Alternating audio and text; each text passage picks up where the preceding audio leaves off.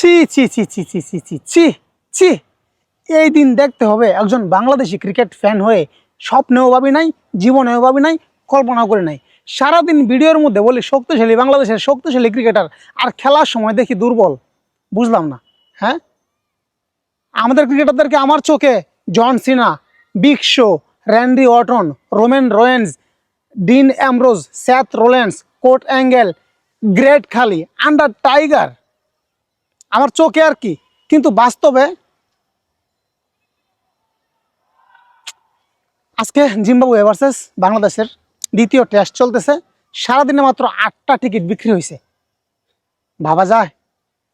Test match অন্য অন্য দেশে দেখি যে, অন্য অন্য দেশে না, বাংলাদেশেও আমরা দেখি যখন টেস্ট ম্যাচ হয় অন্য দেশের তুলনায় বাংলাদেশে একটু কমই হয়। যেমন অস্ট্রেলিয়া, ইংল্যান্ড, নিউজিল্যান্ড, ওইসব দেশে যখন টেস্ট ম্যাচ হয়, এমনকি ইন্ডিয়াতেও প্রচুর দর্শক থাকে। কিন্তু বাংলাদেশের দর্শক থাকে, মোটামুটি থাকে। কিন্তু এই জিম্বাবুয়ে ভার্সেস বাংলাদেশের এই যে সিরিজটা, জিম্বাবুয়ের সাথে কিন্তু অতীতেও বাংলাদেশের খেলা হয়েছে। হ্যাঁ, বেশি না, গত বছরে হয়েছে। মাঠে কিন্তু মোটামুটি দর্শক ছিল।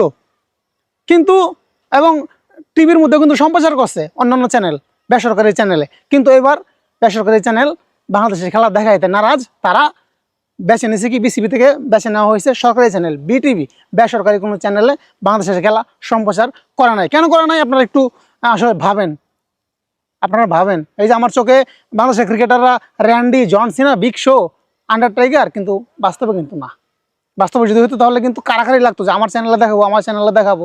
সারাদিনে মাত্র 8টা টিকিট বিক্রি হয়েছে। তাও আর টিকিটের দাম কি? 50 টাকা।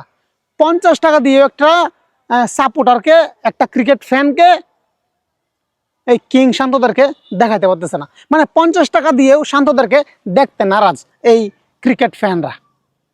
বুঝলাম না কিছু ভাই। হ্যাঁ, মাথা পুরাই নষ্ট।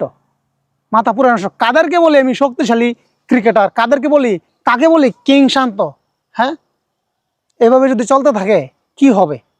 50 টাকা, আমার মনে হয় না এই ক্রিকেট ইতিহাসে, এই পুরো ওয়ার্ল্ডে কোনো আন্তর্জাতিক ম্যাচ এই পর্যন্ত কেউ 50 টাকা দিয়ে দেখার সুযোগ পায়নি।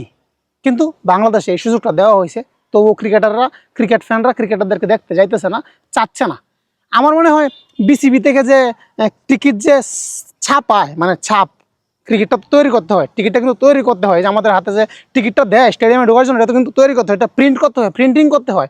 তো সেই প্রিন্টিং করার মানেটাই মনে হয় উঠবে না বিসিবির। কিভাবে উঠবে? যদি টিকিট বিক্রি করতে পারতো তাহলে তো। মাত্র 8টা টিকিট বিক্রি করছে। ভাবা যায় ভাই?